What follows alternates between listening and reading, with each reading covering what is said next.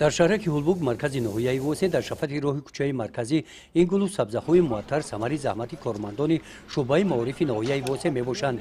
توسط عنعنه معمولی شنبگی هر هفته معارفچیان به حشر برآمده در سمت تازه و آزاده نگاه داشتن محیط زیست سهم ارزنده گذاشته ایستادند. این هفته کلکتیو کارمندان این مؤسسه دولتی کارهای کبوت‌زارکنی را از شنیدن گلبوته‌ها آغاز نمودند. ما گفته‌های پیشوای معظم ملت را در بابت ترقی دادن انرژی سبز، ترقی دادن صنعت سبز در کشور همه‌جانبه دستگیری میکنیم.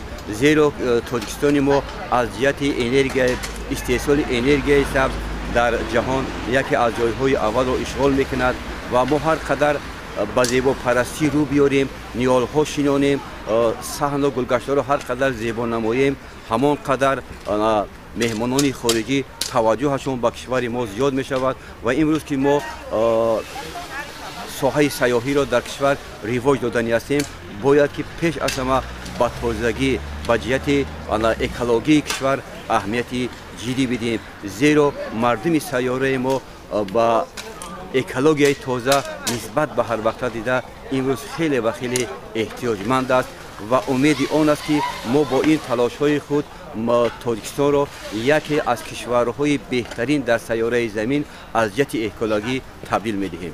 در حشر نوبتی عمومی ناحیه‌ای با اشتراک رئیس ناحیه‌ای واسه در یک وقت با شنیدن گل‌های موسمی معارفچیان در صحن حولی بینای شعبه معارف درخت آرایشی مگنولیا شنیدند.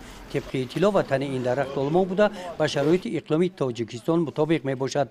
همچنین در این روز در شفت بینای شعبه حشرچیان 20 عدد درخت پاولونیا شنیدند. از روی گفت متخصصان این درخت سویافکن تیز نشونما یافته در استحصالات وسیع استفاده کرده می شود. در تاجیکستان برای رشد منبع آن برنامه دولتی قبول گردیده است.